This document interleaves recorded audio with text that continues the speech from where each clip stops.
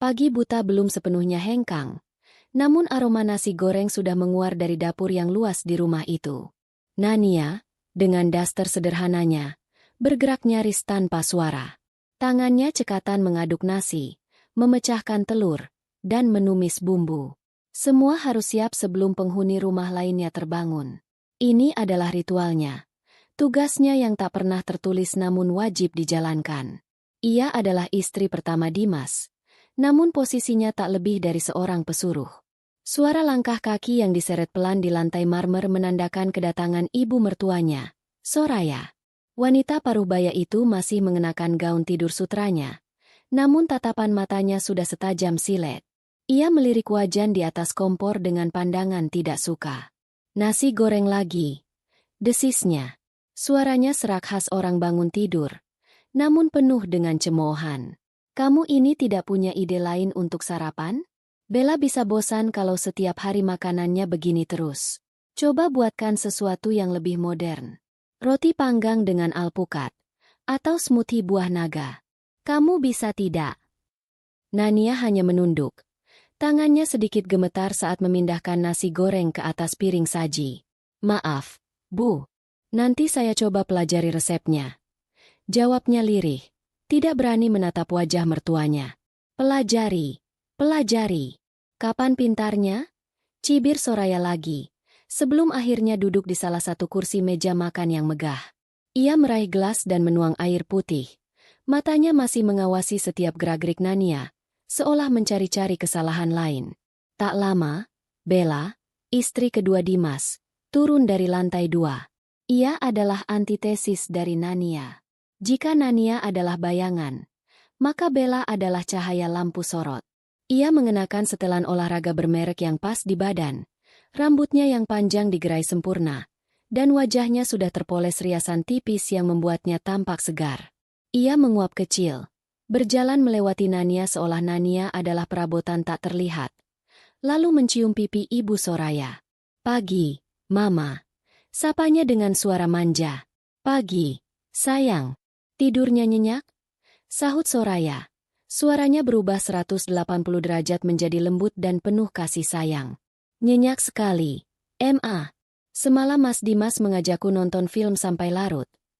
Jawab Bella sambil melirik sinis ke arah Nania yang sedang meletakkan piring-piring di meja. Nania merasakan tusukan tajam di hatinya. Namun ia sudah terbiasa. Setiap malam ia tidur sendirian di kamar paviliun belakang bersama putranya, Gilang. Sementara Dimas, suaminya, berbagi kamar utama yang mewah dengan Bella. Ia sudah lupa rasanya berbagi ranjang dengan pria yang menikahinya 5 tahun lalu. Pintu depan terbuka dan Dimas masuk dengan pakaian olahraga yang basah oleh keringat. Ia baru saja selesai lari pagi. Senyumnya mengembang saat melihat Bella dan ibunya. Ia mengecup kening Bella mesra, lalu mencium tangan ibunya dengan takzim. Wah, wangi sekali sarapannya, katanya, basa-basi. Matanya hanya sekilas melirik Nania, tanpa sapaan, tanpa senyuman. Ia duduk di samping Bella, dan Bella dengan sigap mengambilkan piring untuknya. Nasi goreng buatan Nania, kata Bella dengan nada sedikit mengejek. Seperti biasa. Dimas hanya mengangguk. Ia mulai makan dengan lahap. Bagi Dimas, Nania adalah bagian dari fungsi rumah tangga. Ia ada untuk memastikan semua berjalan lancar, rumah bersih, makanan tersedia, dan anak mereka terurus. Cinta dan perhatian adalah hak eksklusif untuk Bella dan ibunya. Selama sarapan, Nania berdiri di sudut dapur, menunggu jika ada yang butuh tambahan minum atau nasi. Ia mendengar percakapan mereka tentang rencana liburan ke Eropa, tentang tas edisi terbatas yang diincar Bella, tentang rekan bisnis Dimas yang baru membeli mobil sport. Nania merasa seperti berada di dunia lain, menjadi penonton bisu dalam drama keluarga suaminya sendiri. Satu-satunya alasan ia bertahan di neraka ini adalah Gilang, putranya yang berusia 4 tahun. Bocah kecil itu adalah dunianya, napasnya, dan sumber kekuatannya. Demi Gilang, Nania rela menelan setiap hinaan, meredam setiap air mata, dan membunuh egonya setiap hari. Ia ingin Gilang tumbuh dengan sosok ayah, meskipun ayah yang kini terasa begitu asing. Setelah sarapan selesai, ketiganya meninggalkan meja makan begitu saja. Piring-piring kotor, sisa makanan, dan gelas-gelas kosong menjadi tugas Nania selanjutnya. Saat ia sedang mencuci piring, Bella kembali ke dapur. "Nania," panggilnya dengan ketus. Nania menoleh. "Iya, Bel." Bella melemparkan beberapa helai pakaian ke lantai dapur yang basah. "Itu adalah pakaian olahraganya yang mahal. Cucikan ini. Pakai tangan. Jangan pakai mesin. Aku tidak mau bahannya rusak. Dan jangan pakai deterjen bubuk. Pakai sabun cair khusus yang ada di lemari cucian." Nania menatap pakaian yang kotor di lantai, lalu menatap Bella. Ia ingin sekali berteriak, mengatakan bahwa ia bukan pembantu. Tapi ia tahu itu sia-sia. Melawan hanya akan memicu pertengkaran yang lebih besar, dan pada akhirnya, Dimas akan selalu membela Bella. Dengan napas berat, ia mengangguk. "Baik, Bel." Bella tersenyum puas, lalu berbalik pergi. Dari ruang tengah, Nania bisa mendengar tawanya dan Ibu Soraya, membicarakan betapa patuhnya dirinya, betapa mudahnya ia diatur. Mereka menyebutnya, sapi perah, berguna namun tidak berharga. Siang itu, setelah menyelesaikan semua pekerjaan rumah, Nania menghabiskan waktunya bersama Gilang di paviliun belakang. Kamar kecil itu adalah satu-satunya surga baginya. Di sana tidak ada tatapan sinis Soraya atau suara manja Bella. Hanya ada tawar yang Gilang. "Ibu, nanti kalau Gilang sudah besar, Gilang mau belikan ibu rumah yang besar sekali." Celoteh bocah itu sambil menyusun balok-balok mainan. Nania tersenyum, mengusap rambut putranya dengan lembut. "Kenapa Gilang mau belikan ibu rumah besar?" "Biar ibu tidak capek lagi. Biar ibu bisa main terus sama Gilang. Di rumah ini, ibu kerja terus." Jawabnya dengan polos. Hati Nania terenyuh.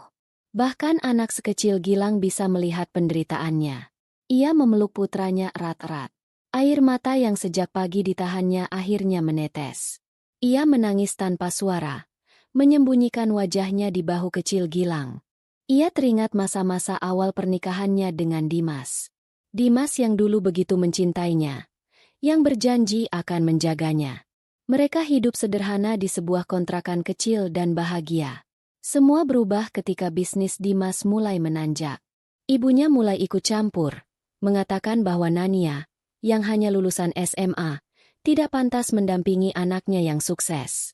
Lalu datanglah Bella, putri dari rekan bisnis Dimas, yang cantik, modis, dan berpendidikan tinggi.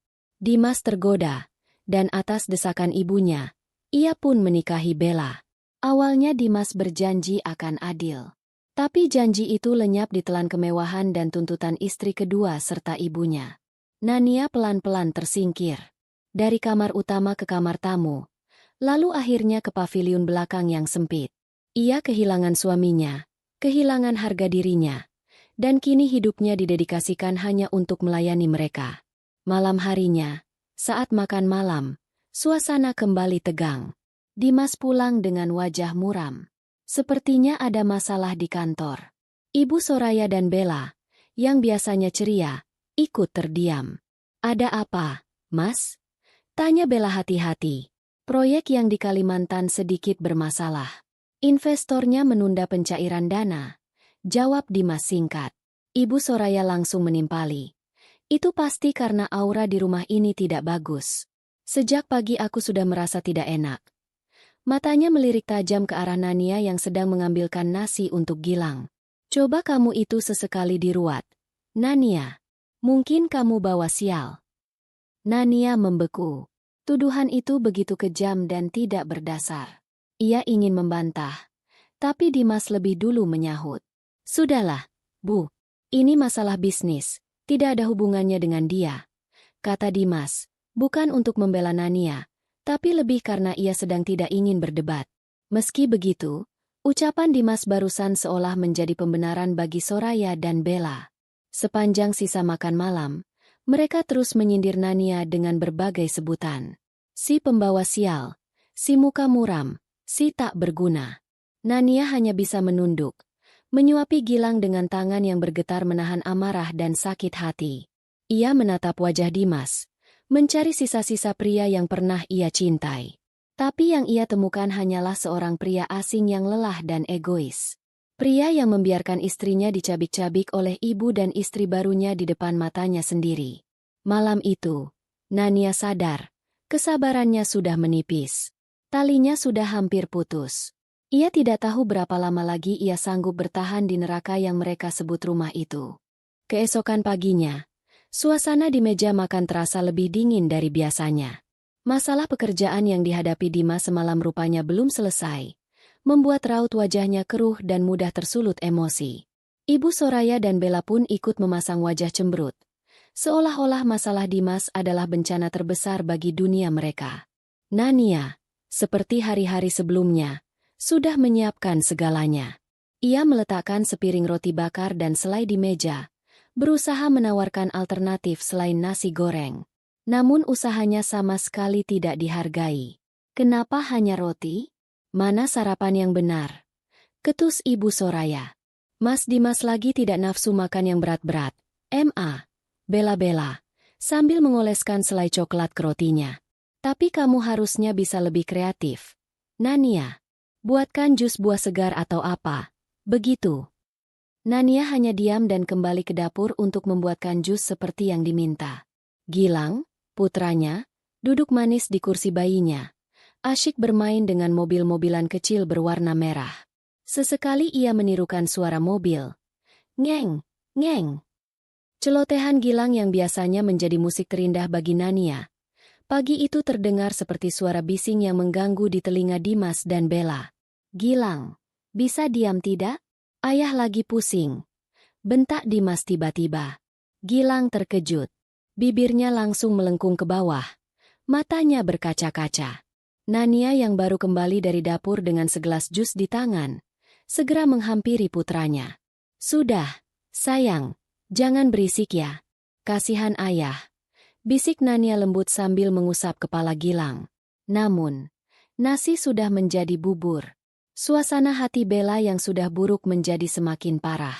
Ia meletakkan tas tangan barunya yang harganya puluhan juta rupiah di atas meja, tepat di dekat jangkauan Gilang. Tas itu adalah hadiah dari Dimas untuk menghiburnya, karena rencana liburan mereka mungkin tertunda. Gilang, dalam usahanya untuk mengambil mobil-mobilannya yang lain, tidak sengaja menyenggol gelas berisi air putih di depannya. Air itu tumpah, tidak banyak, hanya sedikit membasahi sudut meja dan terciprat mengenai tas mewah milik Bella. Ah, tasku, jerit Bella melengking, seolah tas itu adalah kulitnya sendiri yang tersiram air. Ia buru-buru mengangkat tasnya dan mengelapnya dengan tisu. Dasar anak sialan. Lihat apa yang kamu lakukan. Kamu tahu tidak harga tas ini? Nania segera menarik Gilang menjauh. Maaf, Bel, dia tidak sengaja. Tidak sengaja katamu? Kamu itu ibunya. Kenapa tidak kamu jaga anakmu itu dengan benar? Matamu di mana? Hardik Bella. Wajahnya memerah karena amarah. Ibu Soraya ikut menimpali dari seberang meja. Sudah Mama bilang dari dulu. Anak ini hanya bisa membuat onar. Sama seperti ibunya. Tidak ada gunanya. Gilang mulai menangis ketakutan melihat 3 orang dewasa di sekelilingnya membentaknya. Tangisnya semakin kencang, membuat Bella semakin murka. Nania berusaha menenangkan putranya, memeluknya erat, namun hatinya sendiri bergemuruh oleh badai amarah yang ditahannya. Di puncak amarahnya yang tak terkendali, Bella melakukan sesuatu yang tak termaafkan. Ia melihat cangkir berisi susu panas yang baru saja dibuat Nania untuk Dimas. Dengan gerakan cepat, ia menyambar cangkir itu. Ini hukuman buat anak tidak tahu aturan, desisnya. Semuanya terjadi begitu cepat. Nania melihat niat keji di mata Bella dan berusaha melindungi Gilang. Tapi ia terlambat.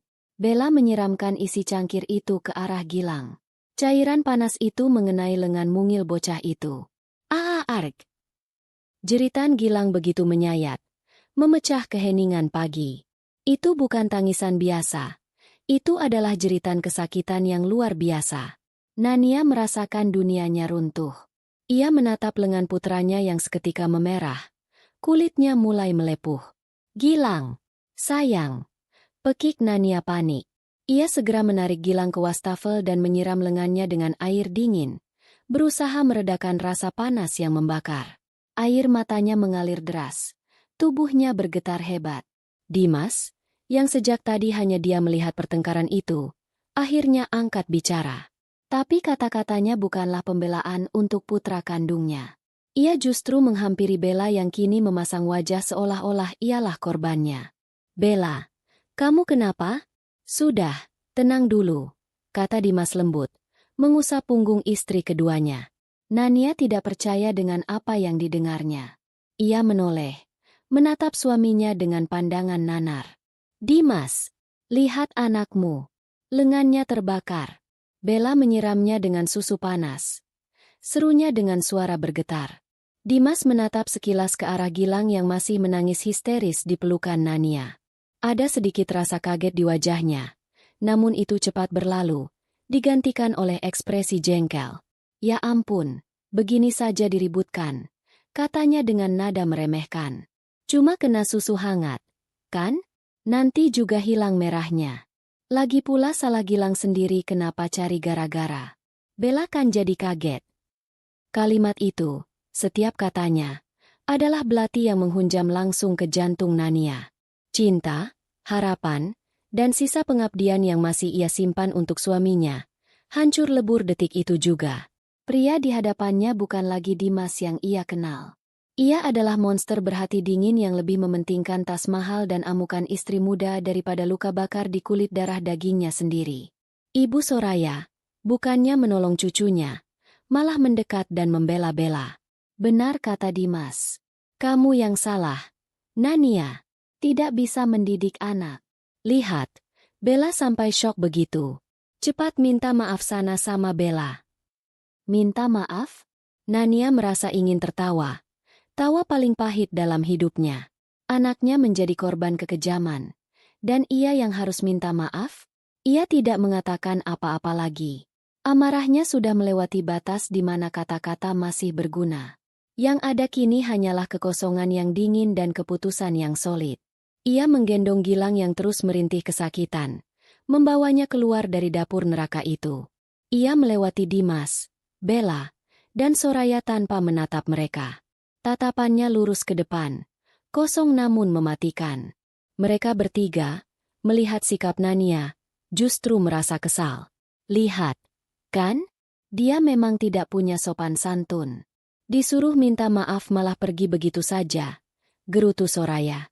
Di dalam kamarnya yang sempit, Nania dengan hati-hati mengoleskan salep luka bakar pada lengan Gilang. Setiap kali tangannya menyentuh kulit yang melepuh, Gilang akan merintih. Dan setiap rintihan itu bagaikan cambuk yang melukai jiwa Nania. Setelah berhasil menenangkan Gilang hingga tertidur, Nania duduk di tepi ranjang. Ia tidak menangis lagi. Air matanya sudah kering. Yang tersisa hanyalah kebencian yang membeku. Ia menatap pantulan dirinya di cermin kecil yang retak. Ia melihat seorang wanita bodoh yang telah mengorbankan segalanya untuk cinta yang buta, yang rela diinjak-injak demi sebuah keluarga yang palsu. Semuanya sudah cukup. Ia meraih ponsel lamanya dari dasar laci, sebuah ponsel yang ia simpan untuk keadaan darurat. Debu tipis menyelimutinya. Dengan jari-jari yang tidak lagi gemetar, ia menekan satu nomor yang sudah ia hafal di luar kepala. Panggilan itu tersambung setelah 2 dering. "Halo?" Terdengar suara berat dan berwibawa di seberang sana. Nania menarik napas dalam-dalam. Suaranya yang keluar terdengar asing di telinganya sendiri. Dingin, tenang, dan penuh kendali. "Paman Hardiman, ini aku," katanya. Ada jeda sejenak. Lalu suara di seberang sana terdengar kaget. "Nona muda? Ya Tuhan, Nona, apa yang terjadi?" "Suara Anda." "Waktu bermainku sudah selesai, Paman," potong Nania. "Aku dan putramu dalam bahaya. Aku akan kirimkan alamatnya. Jemput kami malam ini. Jangan sampai ada yang tahu." "Baik, Nona. Saya akan siapkan segalanya. Tim akan segera bergerak," jawab Paman Hardiman tanpa bertanya lebih lanjut. Nania menutup teleponnya. Ia menatap keluar jendela, ke arah rumah utama yang megah itu. Rumah yang menjadi saksi bisu penderitaan dan penghinaannya. Senyum tipis yang mengerikan terukir di bibirnya. Malam itu, di dalam rumah megah itu, seorang istri sabar bernama Nania telah mati.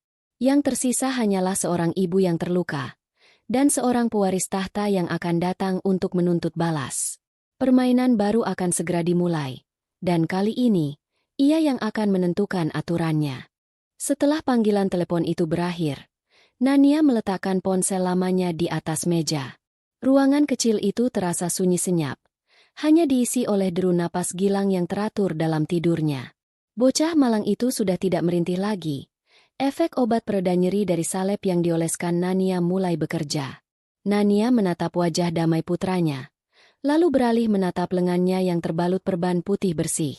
Perban itu seperti bendera putih yang ia kibarkan, tanda menyerah pada pernikahan ini, namun sekaligus menjadi bendera perang yang ia umumkan dalam hatinya. Amarahnya tidak lagi meledak-ledak.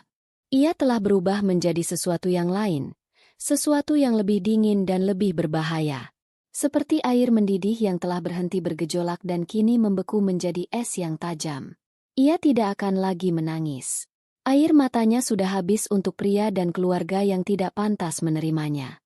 Sekarang adalah waktunya untuk bertindak. Dengan gerakan yang nyaris tanpa suara, ia mulai berkemas. Ia membuka lemari pakaiannya yang kecil. Isinya hanya beberapa helai daster yang warnanya sudah memudar, beberapa kaos oblong, dan 2 pasang celana panjang kain. Pakaian-pakaian ini adalah seragam penderitaannya selama bertahun-tahun. Ia menatapnya dengan pandangan jijik. Ia tidak akan membawa satu pun dari pakaian itu. Ia hanya mengambil sebuah tas ransel usang. Ia mulai memasukkan barang-barang milik Gilang. Beberapa setel pakaian, mainan mobil-mobilan merah kesukaannya, susu formula, dan botolnya. Ia juga memasukkan sisa salep luka bakar dan perban. Setiap benda yang ia sentuh adalah pengingat akan tujuan barunya, melindungi Gilang dan menghancurkan mereka yang telah menyakitinya. Untuk dirinya sendiri, ia hanya mengambil dompet kecil berisi kartu identitas dan sedikit uang tunai yang berhasil ia sisihkan selama ini. Matanya kemudian tertuju pada sebuah kotak perhiasan kusam di atas nakas. Di dalamnya hanya ada satu benda. Cincin kawin emas tipis pemberian Dimas. Ia mengambil cincin itu, memutarnya di antara jari telunjuk dan ibu jarinya. Tidak ada lagi kehangatan atau kenangan indah yang terpancar dari logam itu. Yang ada hanyalah rasa dingin dan pengkhianatan. Dengan gerakan pelan, ia meletakkan cincin itu di tengah-tengah nakas, di tempat yang akan mudah terlihat. Sebuah pesan perpisahan tanpa kata. Ia meninggalkan masa lalunya, identitasnya sebagai istri Dimas, di atas meja kayu yang reot itu. Waktu terasa berjalan begitu lambat. Setiap detik adalah penantian yang menegangkan. Ia duduk di kursi, memandangi Gilang, memastikan putranya tidak terbangun. Dari luar, ia bisa mendengar suara televisi dari rumah utama, sesekali diselingi tawa bela atau suara berat Dimas. Mereka hidup dalam dunia mereka yang penuh kepalsuan, tidak menyadari bom waktu yang akan segera meledak. Sekitar pukul 10 malam, ketukan kasar terdengar di pintu paviliun. Jantung Nania sempat berdebar kencang, namun ia berhasil menguasai dirinya. Ia tahu siapa yang datang. Nania. Suara Dimas terdengar dari luar, ketus dan tidak sabar. Nania membuka pintu. Dimas berdiri di sana dengan wajah masam. Besok pagi, jangan lupa minta maaf yang benar pada Bella dan ibu. Jangan membuat drama lagi. Aku sudah pusing dengan urusan kantor. Jangan kau tambah lagi dengan tingkahmu. Nania menatap wajah suaminya. Wajah yang dulu sangat ia puja. Kini, yang ia lihat hanyalah seorang pengecut yang lemah, yang bersembunyi di balik kekuasaan ibu dan istri barunya. Ia menundukkan kepalanya, memainkan peran sebagai istri patuh untuk terakhir kalinya. Iya, Mas. Jawabnya dengan suara pelan dan tanpa emosi. Sikapnya yang pasrah itu rupanya memuaskan ego Dimas. Ia mengira Nania sudah berhasil ditaklukkan, sudah menerima posisinya. Bagus kalau kamu mengerti, katanya, lalu berbalik pergi tanpa menanyakan kondisi Gilang sama sekali. Nania menutup pintu. Kepatuhannya barusan adalah topeng terakhir yang ia kenakan. Di baliknya, rencananya semakin matang. Penghinaan terakhir dari Dimas barusan hanya semakin memperkuat tekadnya. Ia menunggu hingga lewat tengah malam. Suara-suara dari rumah utama sudah lama padam. Lampu-lampu telah dimatikan. Hanya lampu taman yang remang-remang yang masih menyala, menciptakan bayangan-bayangan panjang yang menakutkan. Inilah saatnya. Dengan sangat hati-hati, ia mengangkat tubuh mungil Gilang dari tempat tidur.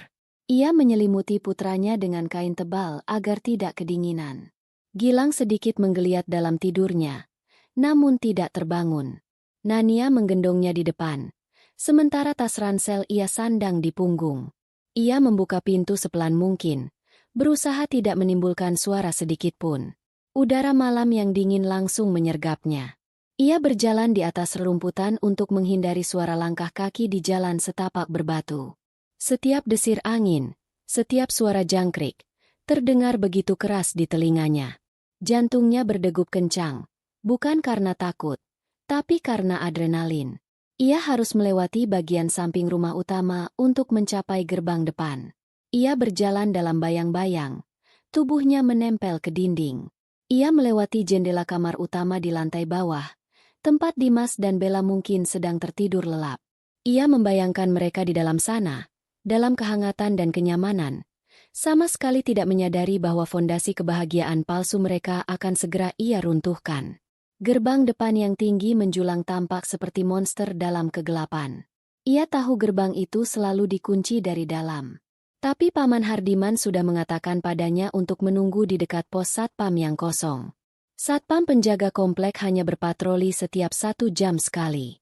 Ia bersembunyi di balik semak-semak besar di dekat pos.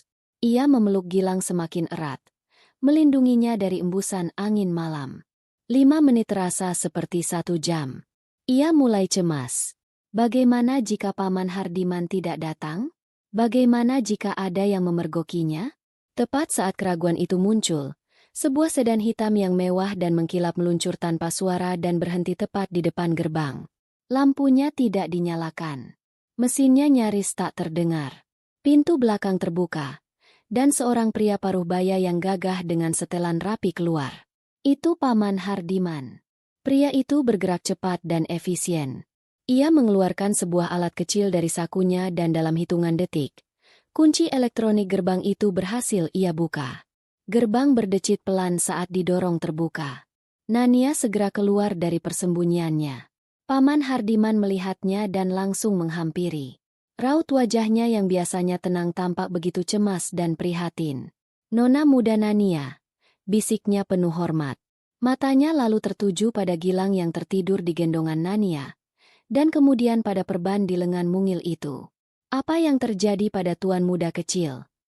"Ceritanya panjang, Paman. Yang penting, kita harus pergi dari sini sekarang," jawab Nania dengan suara mendesak. Paman Hardiman mengangguk paham. "Mari, Nona. Mobil sudah siap." Ia membukakan pintu untuk Nania, membantunya masuk dengan hati-hati agar tidak membangunkan Gilang. Setelah Nania duduk dengan nyaman di jok kulit yang empuk, Paman Hardiman menutup pintu dengan pelan dan segera masuk ke kursi penumpang depan. Mobil pun melaju, meninggalkan komplek perumahan mewah itu dalam keheningan malam. Saat mobil berbelok di ujung jalan, Nania menoleh ke belakang melalui jendela. Ia menatap rumah besar itu untuk terakhir kalinya. Tidak ada air mata, tidak ada rasa sedih, tidak ada penyesalan. Yang ada hanyalah tatapan dingin seorang ratu yang baru saja meninggalkan penyamarannya. Ia tidak kabur dari penjara itu. Ia hanya pergi untuk mengumpulkan pasukannya. Perang baru saja akan dimulai. Perjalanan membelah malam itu terasa seperti sebuah transisi antar dunia. Mobil melaju dengan mulus, meninggalkan jalanan sepi di pinggiran kota dan mulai memasuki gemerlap lampu ibu kota yang tidak pernah tidur. Gedung-gedung pencakar langit yang menjulang tinggi seolah menyambut kedatangan Nania kembali. Ini adalah dunianya yang sesungguhnya. Dunia yang telah ia tinggalkan bertahun-tahun lalu demi sebuah ilusi cinta. Gilang masih tertidur pulas di pangkuannya. Kehangatan tubuh putranya menjadi satu-satunya pengingat akan alasan mengapa ia melakukan semua ini.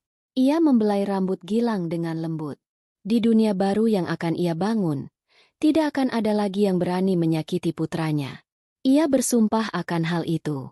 Mobil tidak berhenti di sebuah rumah atau apartemen biasa. Mobil itu masuk ke dalam sebuah gedung perkantoran super mewah, menuju ke area parkir pribadi di lantai basement terdalam. Beberapa penjaga keamanan berseragam hitam membungkuk hormat saat mobil mereka lewat. Suasana di sana begitu steril dan senyap. "Kita sudah sampai, Nona muda," kata Paman Hardiman.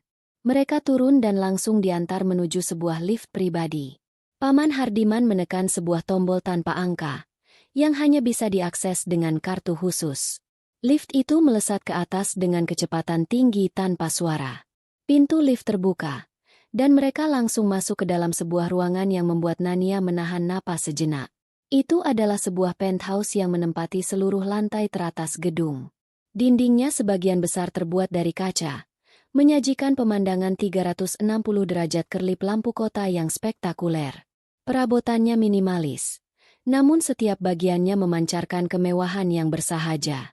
Ini bukan sekadar tempat tinggal, ini adalah pusat komando. "Selamat datang kembali, Nona muda Nania," sapa Paman Hardiman dengan suara yang lebih lega. Di ruang tengah, seorang wanita paruh baya berseragam pelayan dan seorang pria berjas putih sudah menunggu. "Bei Inah akan membantu semua kebutuhan Nona dan tuan muda kecil. Dan ini dokter pribadi keluarga, Dokter Arman.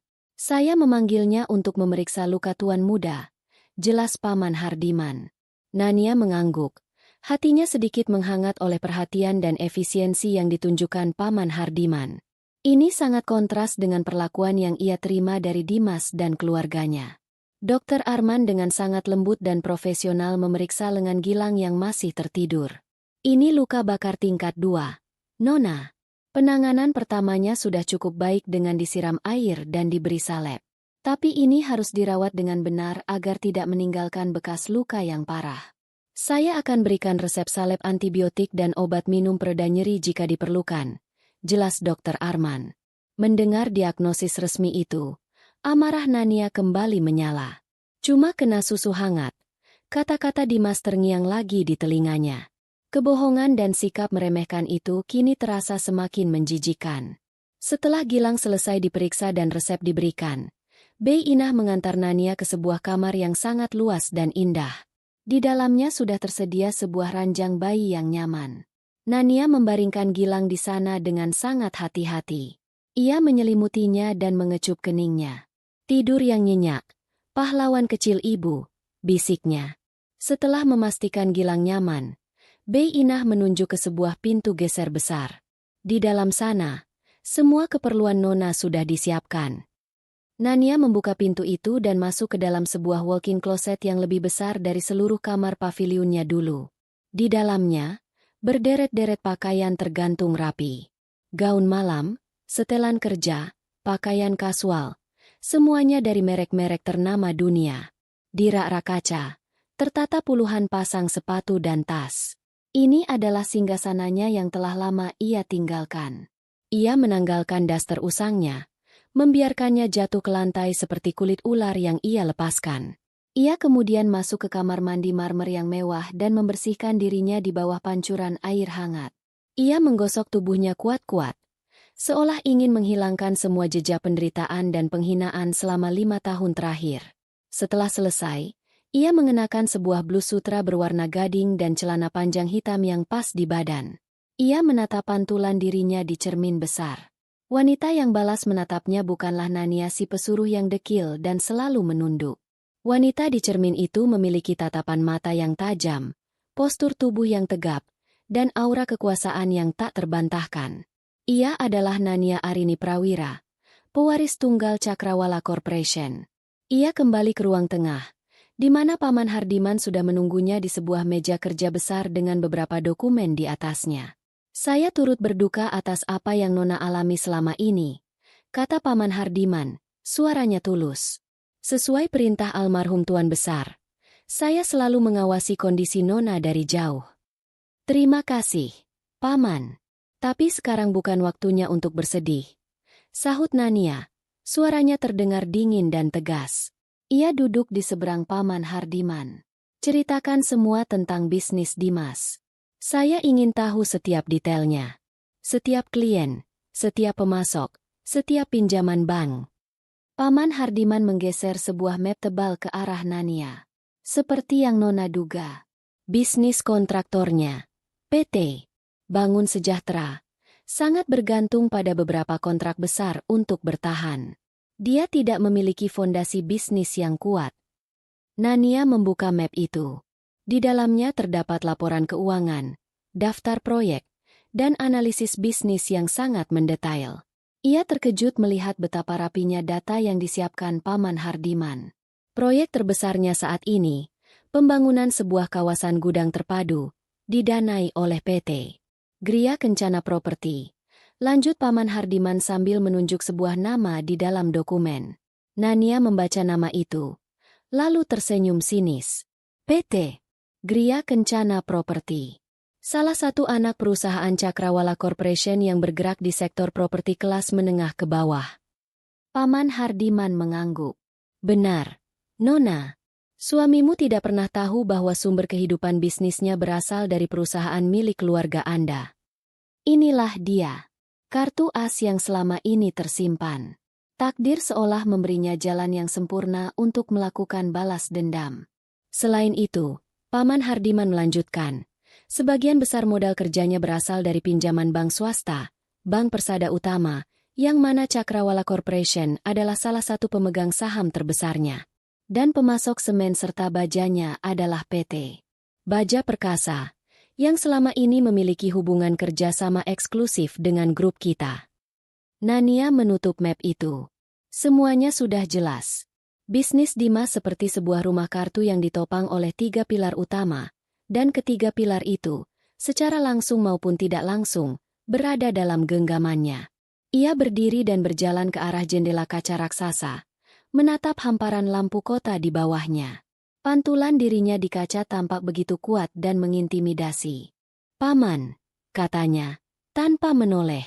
Iya, Nona muda. Suara Nania yang keluar berikutnya terdengar tanpa emosi, seperti seorang jenderal yang memberikan perintah di medan perang. Besok pagi, saya mau rapat dengan direksi PT Gria Kencana. Perintahkan mereka untuk memutus kontrak proyek kawasan gudang itu dengan alasan force majeure, atau temukan pelanggaran kontrak sekecil apapun. Saya tidak peduli bagaimana caranya. Ia berhenti sejenak, membiarkan perintah pertamanya meresap. Kedua, hubungi Dewan Direksi Bank Persada Utama. Berikan instruksi untuk meninjau ulang semua fasilitas kredit atas nama Dimas atau PT Bangun Sejahtera. Bekukan limit pinjamannya dan ajukan percepatan jatuh tempo pembayaran utangnya.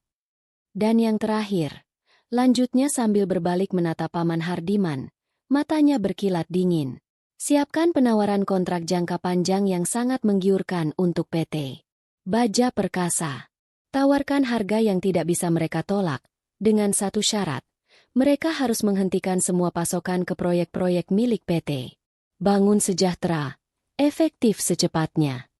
Paman Hardiman mendengarkan setiap perintah itu tanpa berkedip. Ia melihat sosok almarhum ayah Nania dalam diri nona mudanya itu. Tegas, cerdas, dan tanpa ampun jika sudah dikhianati. Hancurkan dia, Paman, desis Nania. Buat dia merasakan bagaimana rasanya kehilangan segalanya. Buat dia merangkak, memohon, dan putus asa. Saya ingin dalam sebulan, dia tidak punya apa-apa lagi selain tumpukan utang dan penyesalan seumur hidup. Pagi di rumah megah itu terasa aneh. Tidak ada aroma nasi goreng atau kopi yang biasanya sudah mengepul dari dapur. Yang ada hanyalah keheningan yang janggal.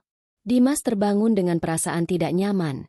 Bukan karena mimpi buruk, tapi karena sesuatu yang hilang dari rutinitasnya. Bella masih tertidur pulas di sampingnya. Selimut tebal membungkus tubuhnya. Ia turun ke bawah dan mendapati ibunya, Soraya, sudah duduk di meja makan dengan wajah tertekuk. Meja itu kosong dan kotor dengan sisa piring makan malam mereka. Di mana Nania? Ini sudah jam berapa? Dia tidak memasak? Gerutu Soraya. Suaranya terdengar kesal. Dimas menghela napas. Ia berjalan ke paviliun belakang. Pintunya tidak terkunci. Ia membukanya dan mendapati ruangan itu kosong. Tempat tidurnya rapi, namun terasa dingin dan tak berpenghuni. Matanya langsung tertuju pada nakas di samping tempat tidur. Di atasnya, tergeletak cincin kawin emas yang tipis. Jantung Dimas berdebar sedikit lebih kencang.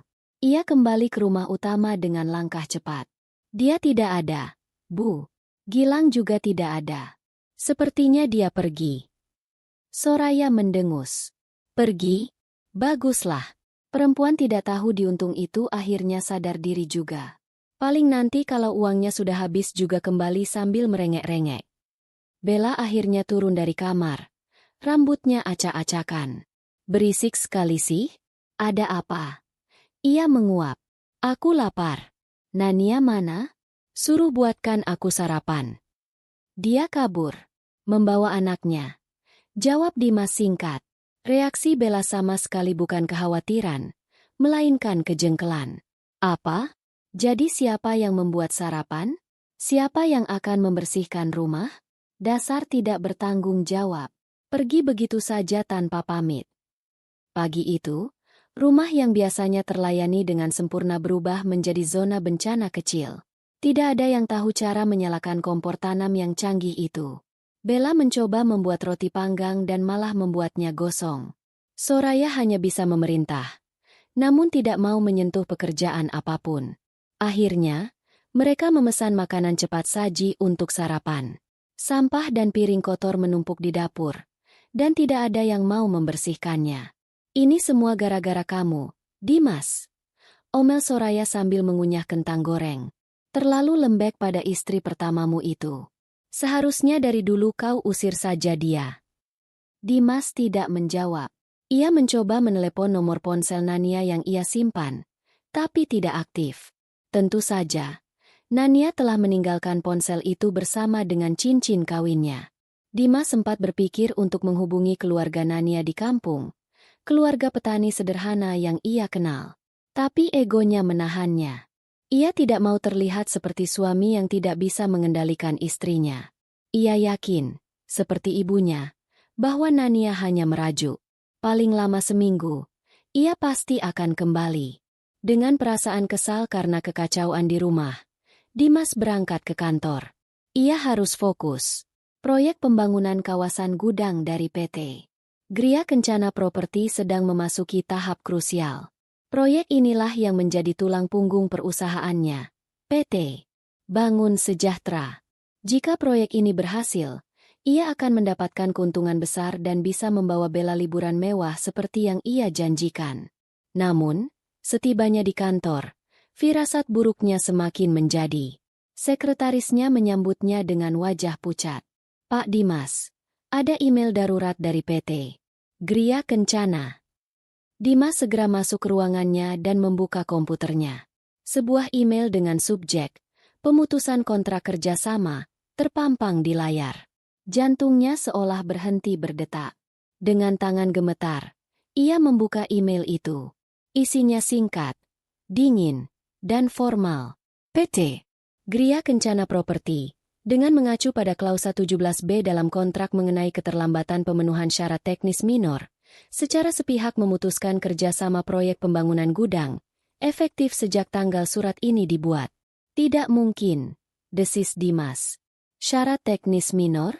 Itu hanya masalah dokumen administrasi kecil yang seharusnya bisa diselesaikan dengan mudah. Ini alasan yang dibuat-buat. Pasti ada kesalahan. Ia menyambar telepon dan menghubungi Pak Suryo, manajer proyek dari pihak Gria Kencana yang selama ini menjadi penghubungnya. Biasanya, Pak Suryo sangat ramah dan kooperatif. Tapi kali ini, suaranya terdengar berbeda. Selamat pagi, Pak Dimas. Sapanya dingin. Pak Suryo, ada apa ini? Email apa yang saya terima? Pemutusan kontrak? Ini pasti ada salah paham, kan? Serbu Dimas panik. Tidak ada salah paham, Pak Dimas. Keputusan ini sudah final dari Dewan Direksi kami. Kami menemukan adanya wan prestasi dalam pemenuhan syarat yang tertera di kontrak. Jawab Pak Suryo dengan nada datar, seolah membacakan naskah. Tapi itu hanya masalah kecil, Pak. Bisa kita bicarakan, kan? Saya akan segera melengkapinya hari ini juga. Proyek ini sudah berjalan. Pak, saya sudah mengeluarkan banyak modal. Dimas mulai putus asa. Mohon maaf, Pak Dimas. Keputusan sudah diambil. Kami tidak bisa berbuat apa-apa. Mengenai segala konsekuensi finansial dan penalti, tim legal kami akan segera menghubungi Anda. Selamat pagi. Telepon ditutup. Dimas tercenung, menatap gagang telepon di tangannya dengan nanar. Dunianya serasa berputar. Proyek andalannya hancur dalam sekejap. Bukan hanya kehilangan potensi keuntungan miliaran rupiah, ia kini dihadapkan pada denda penalti yang jumlahnya pasti sangat besar. Modal yang sudah ia tanamkan akan hangus begitu saja. Ia sedang mencoba menenangkan pikirannya yang kalut saat telepon di mejanya kembali berdering. Kali ini dari manajer akunnya di Bank Persada Utama, tempat ia mendapatkan pinjaman modal kerja. Halo, Pak Rudi, ada apa? Sapa Dimas, berusaha terdengar normal. Selamat pagi, Pak Dimas. Maaf mengganggu. Saya hanya ingin menginformasikan, berdasarkan rapat evaluasi risiko internal yang baru saja kami adakan, kami dengan menyesal harus memberitahukan bahwa fasilitas kredit revolving untuk perusahaan Bapak, PT Bangun Sejahtera, untuk sementara kami bekukan. Bagaikan disambar petir di siang bolong. Dimas merasa lemas. Apa? Dibekukan? Kenapa? Saya tidak pernah punya masalah kredit. Pembayaran saya selalu lancar. Ini adalah kebijakan baru dari manajemen pusat. Pak, mereka sedang melakukan pengetatan manajemen risiko. Kami juga diperintahkan untuk menjadwalkan pertemuan dengan Bapak minggu depan untuk membahas skema percepatan pembayaran sisa pinjaman Bapak. Percepatan pembayaran? Yang benar saja, Pak. Bisnis saya sedang butuh dana. Saya hanya menjalankan perintah. Pak Dimas. Mohon pengertiannya. Nanti staf saya akan atur jadwalnya. Terima kasih.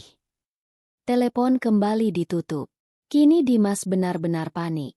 Dua pilar utama bisnisnya, klien terbesar dan sumber pendanaan, runtuh di hari yang sama. Ini tidak mungkin kebetulan. Seseorang sedang mencoba menghancurkannya. Tapi siapa? Siapa yang punya kekuatan sebesar ini? Ia memutar otaknya, mencoba mengingat-ingat musuh bisnisnya. Tapi tidak ada satupun yang levelnya bisa melakukan serangan terkoordinasi seperti ini. Ia pulang ke rumah dengan perasaan hancur. Ia berharap mendapatkan ketenangan, tapi yang ia temukan justru pemandangan yang lebih memuakan. Bella dan ibunya sedang bertengkar di ruang tamu, saling menyalahkan siapa yang seharusnya mencuci piring. Mas, kamu lihat ini. Rumah sudah seperti kapal pecah. Mama tidak mau bantu aku sama sekali. Adu Bella saat melihat kedatangan Dimas. Kamu itu istri, ya tugasmu mengurus rumah kalau tidak ada pembantu. Sahut Soraya tak mau kalah. Cukup, bentak Dimas. Suaranya menggelegar. Keduanya terdiam, kaget melihat amukan Dimas yang tidak biasa. Perusahaan Bapak diambang kehancuran. Kita bisa bangkrut. Dan kalian di sini hanya meributkan soal piring kotor. Lanjut Dimas. Wajahnya merah pada menahan amarah dan stres. Bella dan Soraya terkejut. Bangkrut? Maksudmu apa, Mas? Tanya Bella cemas. Dimas menceritakan semua kejadian di kantor hari itu. Wajah Bella seketika pucat pasi. Soraya terdiam dengan mulut ternganga. Ini tidak mungkin, bisik Bella. Lalu bagaimana dengan liburan kita? Tasku, cicilan mobilku. Soraya, bukannya memberikan dukungan, justru menemukan kambing hitam. Ini semua pasti gara-gara Nania. Pekiknya tiba-tiba. Perempuan itu pergi dan membawa semua keberuntungan di rumah ini. Dia itu pembawa sial. Lihat, kan? Begitu dia pergi, bisnis kamu langsung hancur. Dimas, ini semua salah dia. Dimas, dalam keputusasaannya, tidak bisa berpikir jernih. Menyalahkan Nania terasa lebih mudah daripada menerima kenyataan bahwa ia sedang diserang oleh kekuatan yang tidak ia ketahui. Ia mengangguk pelan, menyetujui ucapan ibunya. Badai baru saja datang, dan di tengah kebingungan dan ketakutan, mereka memilih untuk menyalahkan korban yang telah mereka usir. Mereka sama sekali tidak sadar bahwa badai ini diciptakan dan dikendalikan oleh pembawa sial yang sedang mereka kutuk. 1 minggu berlalu sejak hari yang menghancurkan itu, dan bagi Dimas, setiap hari terasa seperti siksaan yang semakin berat. Badai yang datang minggu lalu kini telah berubah menjadi topan ganas yang meluluh lantakkan semua yang telah ia bangun. Kerajaan bisnisnya, yang ia kira kokoh, ternyata hanyalah sebuah istana pasir di tepi pantai yang diterjang ombak pasang. Kantor PT Bangun Sejahtera yang dulu sibuk kini terasa seperti rumah hantu. Telepon tidak henti-hentinya berdering, namun bukan dari klien, melainkan dari para penagih utang. Pemasok bahan bangunan, subkontraktor, bahkan perusahaan penyewaan alat berat, semuanya menuntut pembayaran yang tertunda. Beberapa karyawan terbaiknya sudah mulai mengundurkan diri, mencium bau kebangkrutan yang semakin menyengat. Pilar ketiga bisnisnya pun akhirnya runtuh. PT Baja Perkasa, pemasok utama semen dan baja untuk semua proyeknya, secara tiba-tiba mengirimkan surat penghentian pasokan. Alasannya, mereka telah menandatangani kontrak eksklusif dengan sebuah perusahaan raksasa dan tidak bisa lagi melayani klien lain. Tanpa pasokan material, semua proyek kecil Dimas yang tersisa praktis berhenti total. Para mandor di lapangan meneleponnya setiap jam, melaporkan bahwa para pekerja bangunan mulai meninggalkan lokasi karena tidak ada pekerjaan dan gaji mereka belum dibayar. Dimas benar-benar terpojok. Ia seperti seorang petinju yang dihajar bertubi-tubi di atas ring, tanpa bisa membalas atau bahkan melihat siapa lawannya. Ia menghabiskan hari-harinya berlari ke sana kemari, mencoba mencari pinjaman baru, namun semua pintu tertutup rapat. Bank-bank yang dulu mengejarnya untuk menawarkan kredit, kini menolaknya mentah-mentah. Teman-teman bisnisnya yang dulu akrab, kini menghindarinya seperti wabah penyakit. Dalam keputusasaannya, ia membayar seorang detektif swasta untuk mencari tahu apa yang sebenarnya terjadi. Ia ingin tahu siapa dalang di balik semua ini. Setelah beberapa hari, detektif itu kembali dengan informasi yang sedikit namun sangat membingungkan. Semua jejaknya sangat rapi, Pak Dimas, kata detektif itu. Tapi ada satu benang merah. Semua perusahaan yang memusuhi Bapak, baik itu klien, bank, maupun pemasok, semuanya punya satu kesamaan. Mereka semua, dalam beberapa tahun terakhir, menjalin kerjasama bisnis yang sangat erat dengan Cakrawala Corporation. Dimas mengerutkan keningnya. Cakrawala Corporation. Nama itu terdengar tidak asing. Itu adalah salah satu konglomerat terbesar di negeri ini, sebuah gurita bisnis dengan tentakel di mana-mana. Apa hubungan saya dengan mereka? Saya tidak pernah punya urusan bisnis dengan perusahaan sebesar itu. Justru itu anehnya, Pak, tidak ada hubungan langsung. Tapi seolah-olah, ada perintah tak terlihat dari puncak tertinggi Cakrawala yang membuat semua mitra mereka menjauhi Bapak. Ini hanya spekulasi, tapi serangan ini terlalu sistematis dan kuat untuk dilakukan oleh pesaing biasa, jelas sang detektif. Dimas menyandarkan punggungnya di kursi. Kepalanya pening. Cakrawala Corporation? Itu tidak masuk akal. Mengapa raksasa seperti mereka mau repot-repot menghancurkan seekor semut seperti dirinya? Ia sama sekali tidak bisa menemukan jawabannya. Misteri ini membuatnya semakin frustrasi dan tak berdaya. Sementara itu, di rumah, neraka yang lain telah tercipta. Tekanan finansial yang hebat telah mengupas lapisan kepalsuan yang selama ini menyelimuti keluarganya. Tidak ada lagi kemesraan antara Dimas dan Bella. Yang ada hanyalah pertengkaran tanpa henti. Aku tidak peduli. Aku mau uang belanja. Persediaanku di kulkas sudah habis. Teriak Bella suatu sore. Uang? Kamu pikir aku ini mencetak uang? Perusahaan sudah hancur. Bella, kita tidak punya uang lagi. Balas Dimas dengan suara serak. Itu urusanmu. Dulu kamu berjanji akan membahagiakanku. Membuatku hidup seperti ratu. Ini buktinya, kamu bahkan tidak bisa membelikanku makanan. Ibu Soraya, bukannya menengahi, malah ikut menyiram bensin ke dalam api. Kamu juga, Bella, dari dulu hanya bisa menghambur-hamburkan uang Dimas.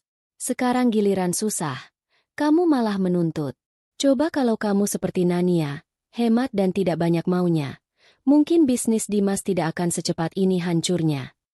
Kenapa Mama jadi membandingkan aku dengan perempuan kampung itu?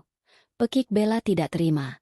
Justru karena Mama dan Mas Dimas yang terus memanjakan dia jadi besar kepala dan membawa sial saat pergi. Pertengkaran seperti itu menjadi menu harian mereka. Kemewahan yang selama ini merekatkan mereka telah hilang, dan yang tersisa hanyalah sifat asli mereka yang egois dan saling menyalahkan. Satu persatu, aset mereka mulai dijual untuk menutupi utang dan biaya hidup. Mobil sport Bella adalah yang pertama pergi, digantikan oleh taksi online. Kemudian menyusul mobil sedan milik Dimas. Bella terpaksa menjual koleksi tas dan perhiasannya dengan harga murah, sambil menangis terseduh-seduh. Ibu Soraya pun dengan berat hati harus merelakan beberapa gelang berlian kesayangannya. Rumah megah itu kini terasa hampa dan suram.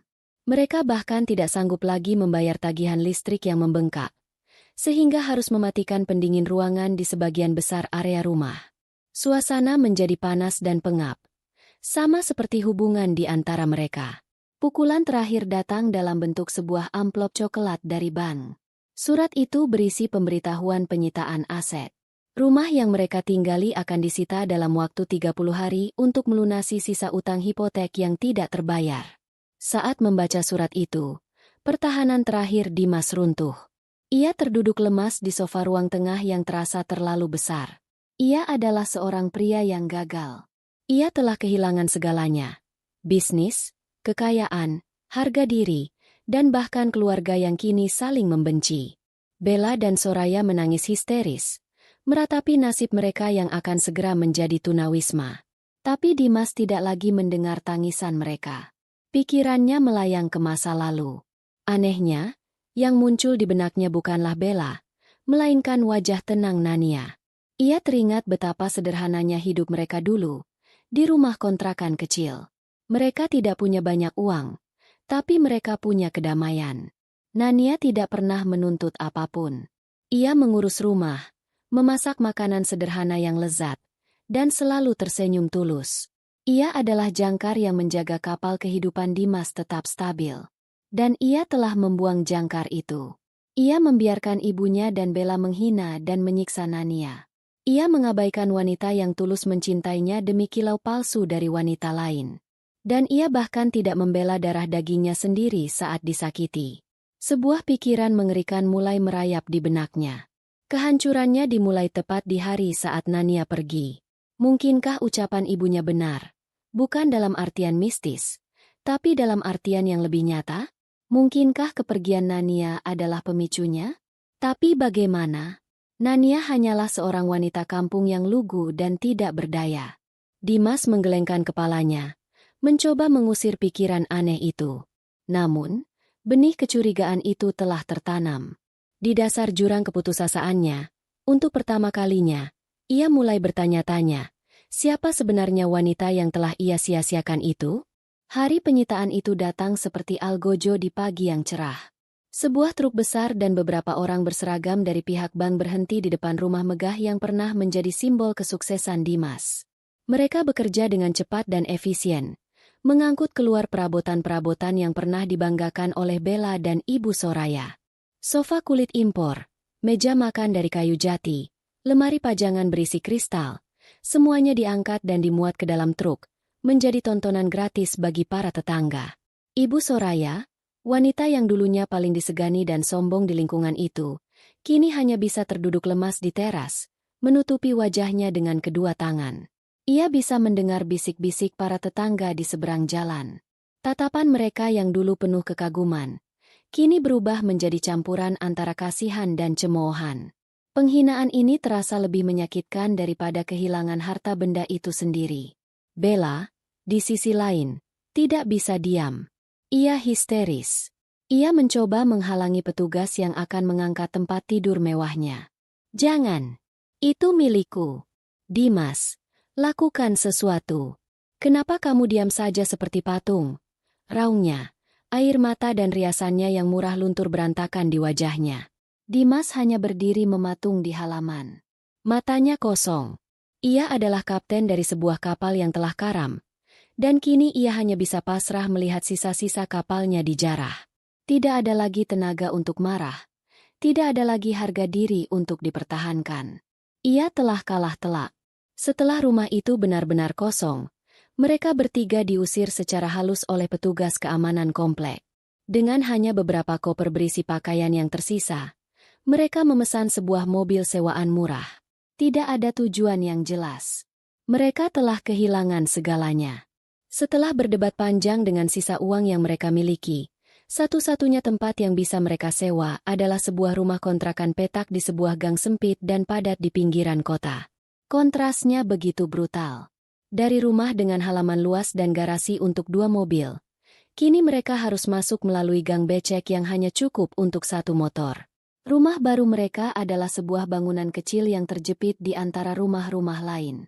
Cat dindingnya sudah mengelupas di mana-mana, dan bau pengap dari selokan di depan rumah langsung menusuk hidung. Di dalamnya, hanya ada 2 ruangan kecil, sebuah kamar mandi jongkok yang berlumut, dan sebuah dapur mini dengan kompor 1 tungku yang sudah berkarat. Tidak ada pendingin ruangan, hanya sebuah kipas angin tua di langit-langit yang berputar lambat dan berisik. Panas dan lembabnya udara terasa menyesakan. Malam pertama di sana adalah neraka. Mereka tidak bisa tidur. Suara berisik dari tetangga sebelah yang sedang bertengkar, lolongan anjing liar, dan nyamuk yang berdengung di telinga membuat mereka terjaga. Bella menangis tanpa henti, sementara Ibu Soraya terus-menerus mengomel dan mengutuk nasib. Dimas hanya bisa berbaring menatap langit-langit yang retak, merasa seperti sedang dikubur hidup-hidup. Kehidupan mereka berubah 180 derajat. Kemewahan kini menjadi kata yang asing. Untuk makan, mereka tidak bisa lagi memesan dari restoran. Dimas memberikan sisa uangnya pada Bella untuk membeli bahan makanan. Bella, yang seumur hidupnya tidak pernah menginjak pasar tradisional, pulang dengan wajah jijik sambil membawa sekantong kecil sayuran layu dan beberapa bungkus mie instan. Aku tidak tahu cara memasak ini semua, keluhnya sambil melempar kantong itu ke meja. Kalau tidak mau memasak, kita tidak makan, sahut Dimas dingin. Akhirnya, dengan bantuan Ibu Soraya yang walaupun terus mengeluh setidaknya masih ingat cara memasak, mereka berhasil membuat makan malam pertama mereka. Nasi dengan tumis kangkung seadanya dan telur dadar. Rasanya hambar, tapi mereka terlalu lapar untuk protes. Hari-hari berikutnya dipenuhi dengan penderitaan dan pertengkaran. Dimas, yang dulu seorang direktur utama, kini harus menelan ludahnya sendiri. Ia melamar pekerjaan apa saja yang bisa ia temukan. Ia mencoba menjadi agen asuransi, salesman perabotan, bahkan mendaftar sebagai pengemudi ojek online. Setiap penolakan dan tatapan meremehkan dari para pewawancara terasa seperti tamparan keras di wajahnya. Akhirnya, ia diterima bekerja sebagai kuli angkut di sebuah gudang distributor minuman, sebuah pekerjaan fisik yang menguras tenaganya hingga habis dengan upah yang pas-pasan. Di rumah, Bella dan Ibu Soraya seperti 2 ekor tikus yang terperangkap dalam kotak yang sama. Tanpa pelayan, mereka terpaksa melakukan semuanya sendiri. Mereka bertengkar hebat hanya karena masalah sepele seperti siapa yang harus mencuci tumpukan piring kotor, siapa yang harus menyapu lantai yang penuh debu, atau siapa yang menggunakan sisa sabun mandi terakhir. Bella, kenapa baju kotormu hanya ditumpuk di sudut? Cuci sana, teriak Soraya suatu hari. Mama saja yang cuci. Tanganku bisa rusak nanti. Balas Bella tak mau kalah. Dulu aku menikah dengan Dimas supaya hidup enak, bukan untuk jadi babu cuci. Kecantikan Bella perlahan memudar. Tanpa perawatan salon yang mahal, rambutnya menjadi kusam. Tanpa manikur, kukunya menjadi kotor dan patah. Wajahnya yang dulu selalu ceria kini selalu cemberut dan masam. Ia menatap Dimas dengan pandangan penuh kebencian setiap kali suaminya itu pulang kerja dengan tubuh penuh peluh dan bau keringat. Pria di hadapannya bukan lagi pangeran kaya raya yang ia dambakan, melainkan seorang pecundang miskin yang menjijikan. Ibu Soraya juga berubah. Kesombongannya telah luntur, digantikan oleh kepahitan yang mendalam. Ia menghabiskan sebagian besar waktunya duduk di kursi plastik di depan rumah, menatap kosong ke gang sempit, sambil meratapi nasibnya dan menyalahkan semua orang kecuali dirinya sendiri. Dimas menjadi pria yang pendiam. Ia berangkat kerja sebelum matahari terbit dan pulang setelah gelap. Ia sengaja melakukannya untuk menghindari pertengkaran di rumah. Terkadang, ia menggunakan sebagian kecil upahnya untuk membeli sebotol anggur murah dan meminumnya sendirian di teras belakang yang sempit, mencoba melupakan sejenak mimpi buruk yang sedang ia jalani. Di saat-saat hening seperti itulah, bayangan Nania dan Gilang sering muncul. Ia teringat pada senyum lembut Nania saat menyajikan teh hangat untuknya. Ia teringat pada tawar yang Gilang yang dulu sering ia abaikan. Ia teringat pada kedamaian sederhana yang pernah ia miliki. Penyesalan menggerogotinya dari dalam.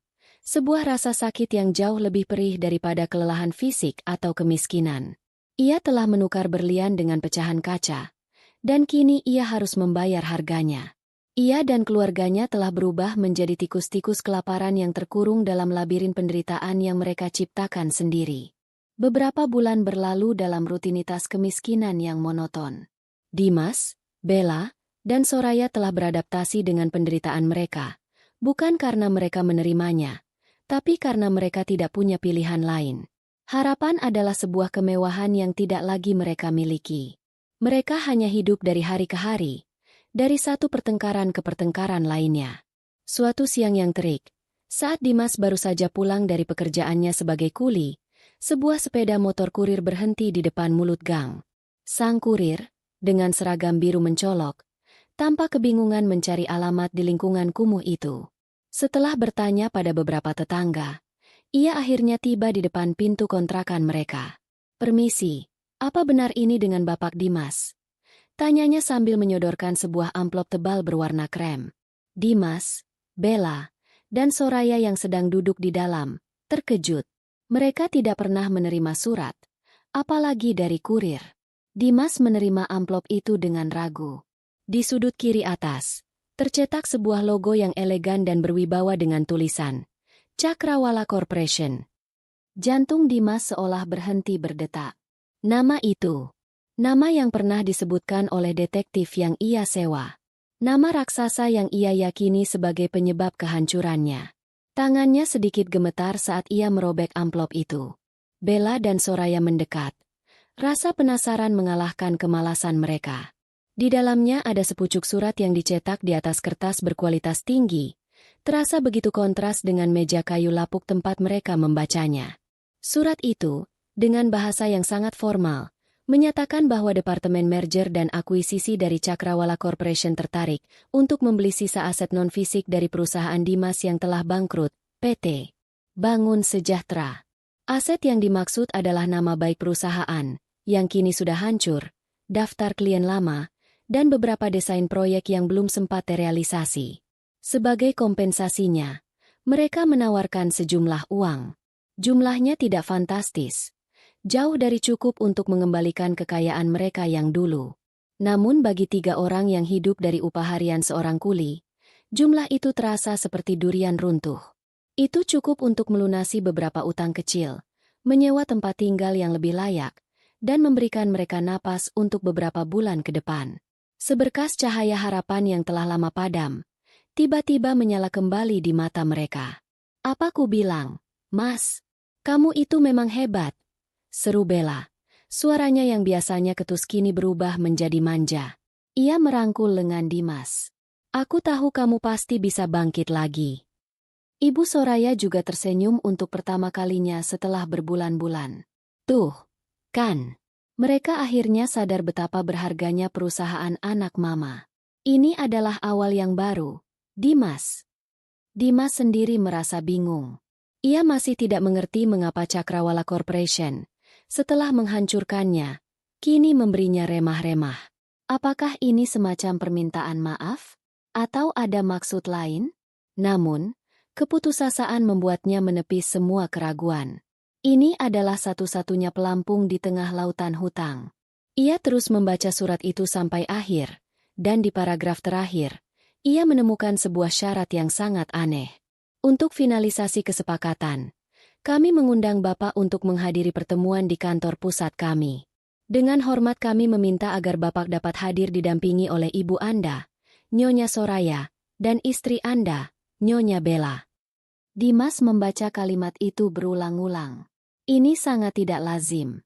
Dalam dunia bisnis, Tidak pernah ada kesepakatan yang mensyaratkan kehadiran anggota keluarga yang tidak memiliki sangkut paut hukum dengan perusahaan. Aneh sekali, gumamnya. Kenapa mereka mau Ibu dan Bella ikut? Tapi Bella dan Soraya, yang dibutakan oleh keserakahan, sama sekali tidak melihat keanehan itu. Bagi mereka, ini adalah sebuah pengakuan atas status mereka. Tentu saja kita harus ikut, kata Bella antusias. Ini kan pertemuan penting. Kita harus menunjukkan kalau keluarga kita ini solid dan berkelas. Mereka pasti ingin mengenal keluarga dari calon mitra bisnisnya. Benar. Kita harus tampil sebaik mungkin, timpal Soraya. Ini kesempatan kita untuk kembali ke kehidupan kita yang dulu.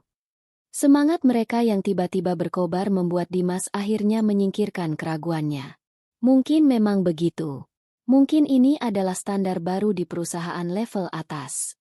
Seminggu kemudian, di hari pertemuan yang telah ditentukan, suasana di rumah kontrakan mereka terasa seperti di belakang panggung sebuah pertunjukan drama yang kacau. Mereka bertiga sibuk mempersiapkan diri, mencoba memoles penampilan mereka yang sudah kusam agar terlihat pantas. Dimas mengeluarkan satu-satunya setelan jas yang ia miliki, yang kini terasa sedikit sempit dan warnanya sudah agak pudar. Ia menyemprotkan parfum murah untuk menutupi bau apek dari lemari. Bella duduk di depan cermin retak, dengan susah payah mengaplikasikan riasan dari peralatan kosmetik murahan yang berhasil ia beli. Ia mengenakan gaun terbaiknya yang tersisa, yang sayangnya memiliki sedikit noda yang tidak bisa hilang. Ibu Soraya mengenakan kebaya lamanya, mencoba terlihat anggun dan berwibawa seperti dulu, meskipun raut wajahnya yang lelah tidak bisa menutupi penderitaan yang telah ia lalui. Mereka tampak seperti sekelompok aktor yang berusaha memainkan peran sebagai orang kaya, namun dengan kostum dan properti yang salah. Setelah siap, mereka memesan sebuah mobil online paling murah yang bisa mereka temukan. Dalam perjalanan menuju pusat kota, mereka bertiga dipenuhi dengan angan-angan. Nanti setelah uangnya cair, kita cari apartemen yang bagus di pusat kota ya, Mas. Rengek Bella. Mama mau langsung pergi ke toko emas. Membeli lagi semua perhiasan Mama yang hilang, tambah Soraya. Dimas hanya mengangguk. Hatinya berdebar antara harapan dan kegelisahan. Akhirnya, mereka tiba di tujuan. Cakrawala Tower. Sebuah menara pencakar langit yang terbuat dari baja dan kaca, menjulang gagah seolah menusuk awan. Kemegahannya begitu menyilaukan, membuat mereka bertiga merasa sangat kecil dan tidak berarti. Dengan langkah ragu, mereka memasuki lobi utama yang luasnya seperti lapangan sepak bola. Lantainya terbuat dari marmer mengkilap, udaranya dingin dan beraroma wangi yang mewah. Semua orang yang berlalu lalang mengenakan pakaian mahal dan berjalan dengan langkah penuh percaya diri. Mereka bertiga, dengan penampilan yang seadanya, tampak begitu salah tempat. Dimas mendekati meja resepsionis yang dijaga oleh seorang wanita cantik dengan senyum profesional. Permisi, saya Dimas. Ada janji bertemu dengan Departemen Merger dan Akuisisi. Resepsionis itu memeriksa jadwal di komputernya. Ah, ya. Bapak Dimas beserta keluarga. Sudah ditunggu. Silakan menuju lift pribadi di sebelah sana. Pertemuan Anda di lantai paling atas, di ruang Dewan Direksi. Ruang Dewan Direksi? Di lantai paling atas? Dimas semakin bingung. Ini perlakuan yang terlalu istimewa untuk sebuah transaksi bisnis kecil. Namun, ia tidak punya waktu untuk berpikir. Seorang petugas keamanan sudah mengantar mereka ke lift pribadi. Saat pintu lift tertutup dan mulai melesat ke atas, mereka bertiga terdiam.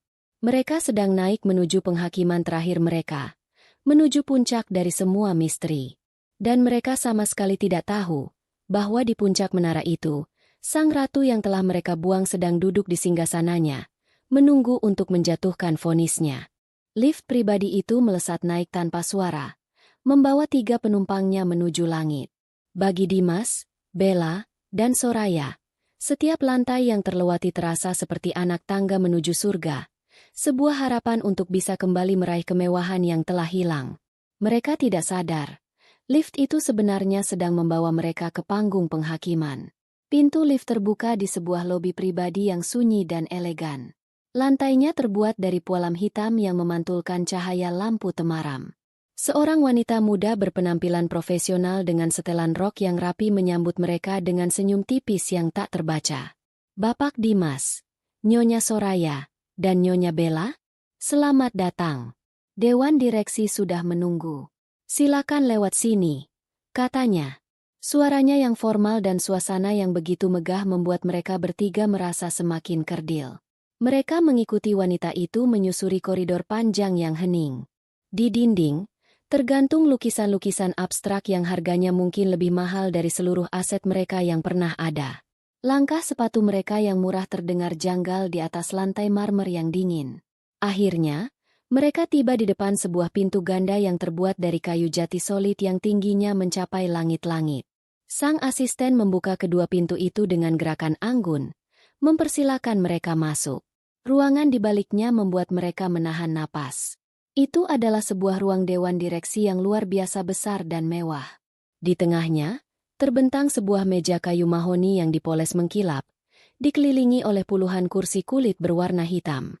Salah satu dindingnya sepenuhnya terbuat dari kaca, menyajikan pemandangan kota dari ketinggian yang paling puncak, seolah-olah mereka sedang berada di puncak dunia.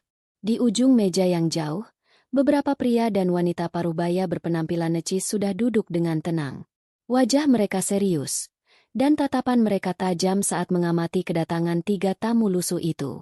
Di antara mereka, Dimas samar-samar melihat sosok Paman Hardiman, berdiri tegak di sudut ruangan, wajahnya tanpa ekspresi. Kursi utama, kursi bagi pemimpin rapat, berada di ujung meja, posisinya membelakangi mereka, menghadap langsung ke jendela raksasa. Seseorang sudah duduk di sana, namun mereka hanya bisa melihat siluet punggungnya yang tegap. Silakan duduk, kata salah satu direktur, seorang pria berkacamata, sambil menunjuk tiga kursi kosong di ujung meja yang berlawanan.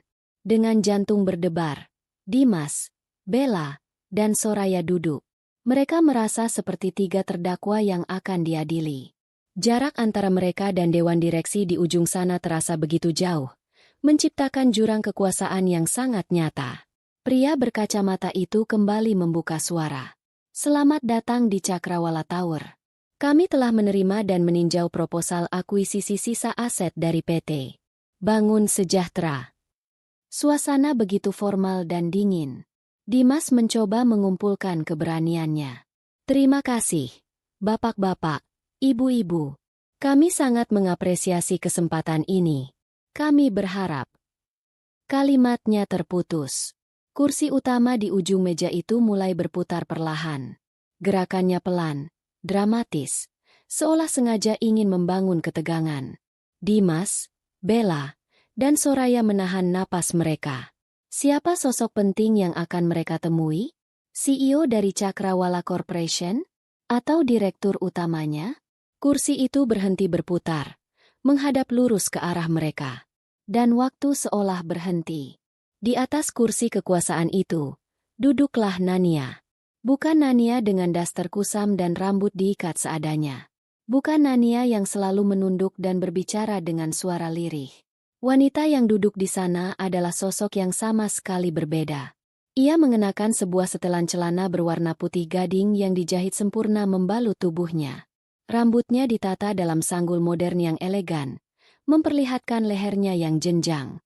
Riasannya tajam dan profesional, menonjolkan sorot matanya yang kini begitu dingin dan menusuk. Ia tidak lagi memancarkan aura penderitaan, melainkan aura kekuasaan mutlak. Mulut Dimas ternganga. Ia tidak bisa bersuara. Otaknya menolak untuk memproses informasi yang ditangkap oleh matanya. Ini tidak mungkin. Bella mengucek matanya berulang kali, mengira ia sedang berhalusinasi. Wajahnya yang dipoles riasan murah seketika pucat pasi seperti mayat. Sementara Ibu Soraya, tubuhnya menegang.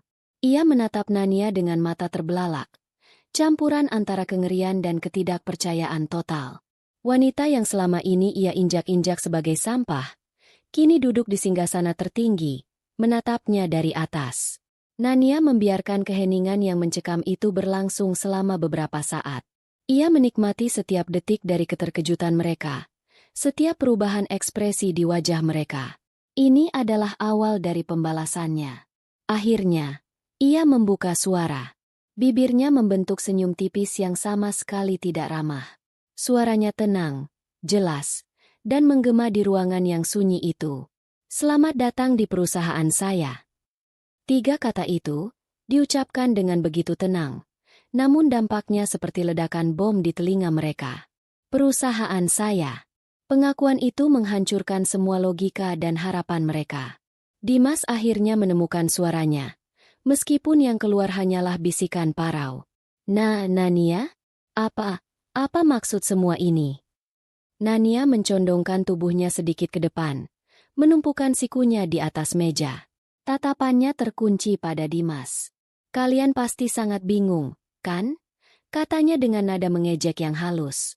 Izinkan saya menjelaskan misteri yang selama ini membuat kalian penasaran. Izinkan saya memperkenalkan diri saya sekali lagi. Ia berhenti sejenak, membiarkan ketegangan mencapai puncaknya.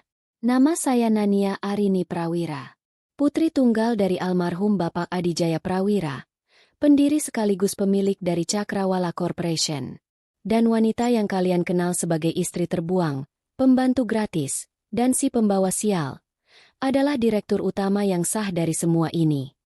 Setiap kata adalah palu godam yang menghantam kesadaran mereka. Jadi ini jawabannya.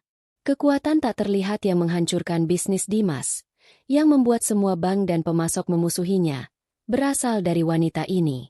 Wanita yang tidur di paviliun belakang rumahnya. Kenapa kau lakukan ini? Tanya Dimas lagi, suaranya bergetar hebat. Nania tertawa kecil. Tawa yang terdengar mengerikan di telinga mereka. Kenapa? Kau masih berani bertanya kenapa, Dimas? Tatapannya berubah menjadi setajam belati. Kau biarkan aku dan anakku dihina setiap hari. Kau biarkan ibumu dan istri barumu memperlakukanku lebih rendah dari binatang. Dan kau diam saja saat darah dagingmu sendiri disakiti. Nania memberi isyarat pada Paman Hardiman. Lampu di ruangan itu sedikit meredup, dan sebuah layar proyektor besar turun dari langit-langit di belakang Nania. Mungkin ingatan kalian sudah tumpul. Mari kita segarkan kembali, desis Nania. Layar itu menyala, menampilkan sebuah video. Gambarnya sangat jernih, suaranya sangat jelas. Itu adalah rekaman dari pagi hari yang menentukan itu, di meja makan rumah mereka. Layar itu menunjukkan dengan brutal bagaimana Gilang tidak sengaja menumpahkan air, bagaimana Bella menjerit, dan kemudian adegan puncaknya. Tangan Bella yang dengan keji menyiramkan secangkir susu panas ke lengan mungil Gilang. Jeritan kesakitan Gilang terdengar begitu nyata di dalam ruangan itu, membuat Bella dan Soraya tersentak. Video itu berlanjut, menunjukkan reaksi mereka semua. Ibu Soraya yang menyalahkan Nania. Dan yang paling menyakitkan, video itu menyorot wajah Dimas yang dengan entengnya berkata, "Cuma kena susu hangat, kan? Nanti juga hilang merahnya." Video selesai. Layar kembali gelap. Lampu ruangan kembali menyala terang. Terasa menyilaukan bagi 3 pasang mata yang kini dipenuhi kengerian. Nania berdiri dari kursinya. Ia berjalan perlahan mendekati ujung meja tempat mereka duduk. Setiap langkahnya terdengar seperti detak lonceng kematian. Ia berhenti di hadapan mereka, menatap ketiganya satu persatu. "Kalian menghancurkan duniaku yang kecil.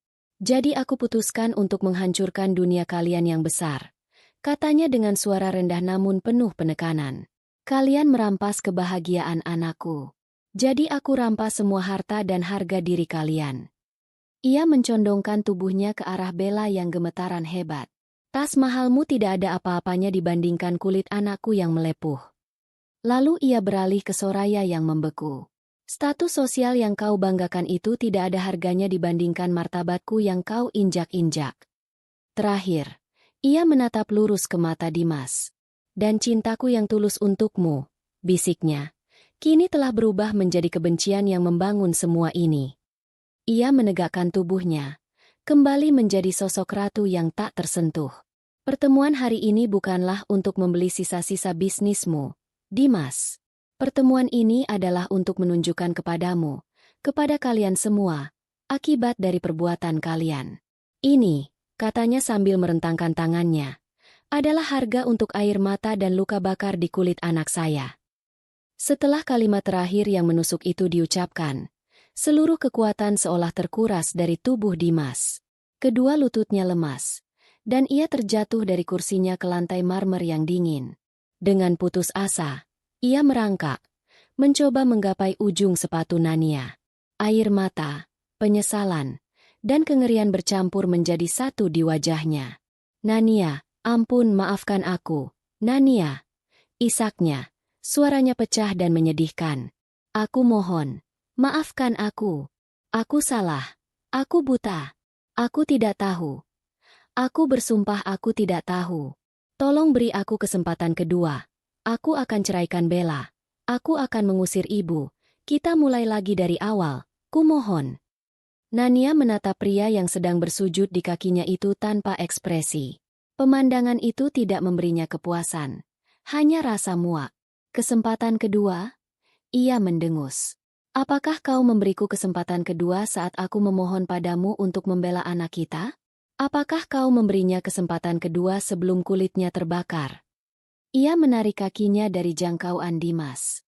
"Kata maafmu sudah tidak ada harganya. Dimas, semuanya sudah terlambat." Bella, melihat Dimas yang begitu hina, akhirnya tersadar dari keterkejutannya. Ia digantikan oleh rasa takut yang luar biasa. "Penjara." Kata itu terngiang di kepalanya. "Tidak, aku tidak sengaja. Itu kecelakaan." Pekiknya histeris. "Dimas, tolong aku. Mama, tolong." Namun tidak ada yang bisa menolongnya. Ibu Soraya sendiri hanya bisa duduk membeku. Wajahnya pucat pasi. Seluruh kesombongan dan keangkuhannya telah direnggut paksa, menyisakan cangkang kosong seorang wanita tua yang ketakutan. Ia akhirnya sadar, monster yang sesungguhnya bukanlah Nania, melainkan keserakahan dan kekejaman dirinya sendiri. Nania kembali ke kursinya, seolah pertunjukan drama murahan di hadapannya sudah selesai. Paman Hardiman, atas isyarat dari Nania, melangkah maju dan meletakkan 2 tumpuk dokumen di atas meja di hadapan Dimas yang masih terisak di lantai. "Dokumen pertama," kata Nania dengan suara datar, "adalah surat gugatan cerai. Kau bisa menandatanganinya sekarang, atau pengacaraku yang akan mengurusnya nanti. Hak asuh Gilang jatuh sepenuhnya ke tanganku, tanpa ada hak kunjung untukmu. Aku tidak akan menuntut harta Gonogini, karena kau memang sudah tidak punya apa-apa untuk dibagi." Dimas menatap dokumen itu dengan pandangan kosong. Ini adalah akhir dari pernikahan mereka. Akhir dari segalanya. "Dan dokumen kedua," lanjut Nania, tatapannya kini beralih ke Bella yang gemetaran. "Bukan untuk ditandatangani.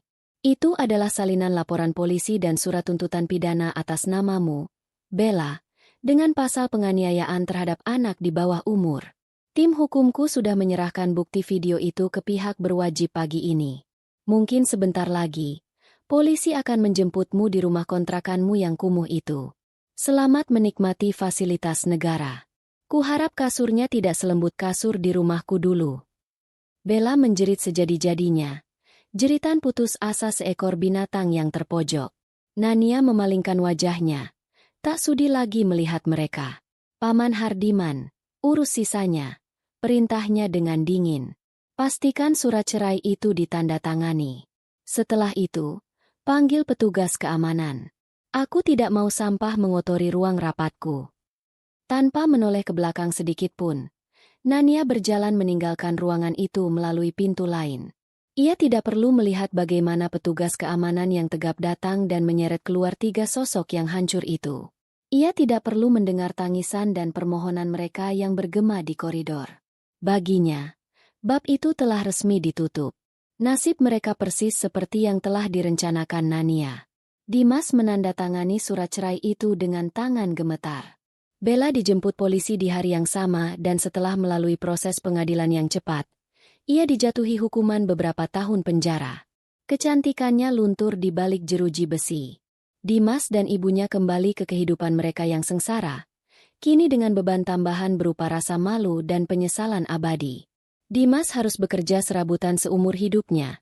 Setiap hari dihantui oleh bayangan kekuasaan Nania dan kesalahannya sendiri. Sementara Soraya, Kesehatannya menurun drastis. Ia menghabiskan sisa hidupnya sebagai wanita tua yang pahit dan kesepian di sebuah kontrakan sempit. Karma telah dibayar lunas. Beberapa bulan kemudian, di sebuah taman pribadi yang luas dan indah, suasana terasa begitu damai. Sinar matahari pagi yang hangat menerpa rumputan hijau yang terawat sempurna. Di tengah taman itu, Gilang, yang kini berusia 5 tahun, berlari-larian dengan tawa riang, mengejar seekor kupu-kupu. Di lengannya, bekas luka bakar itu sudah memudar, hanya menyisakan sebuah garis tipis keputihan, sebuah pengingat akan masa lalu yang telah mereka taklukkan. Nania duduk di sebuah bangku taman, mengawasinya dengan senyum tulus yang terpancar hingga ke matanya. Ia tidak lagi mengenakan setelan kerja yang kaku, melainkan sebuah gaun musim panas yang sederhana namun elegan.